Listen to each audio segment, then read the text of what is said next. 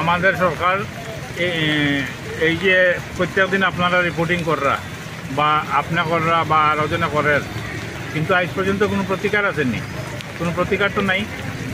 সরকার তো যেরম আছে ওরমও আছে, আজ কর্ম কাল কর্ম পরশু কর্ম, আমরা দিনের পর দিন ওই দেখুন না অবস্থা। এটা চিত্তরঞ্জন এভিনিউ না national highway? Chittaranjan lane national highway.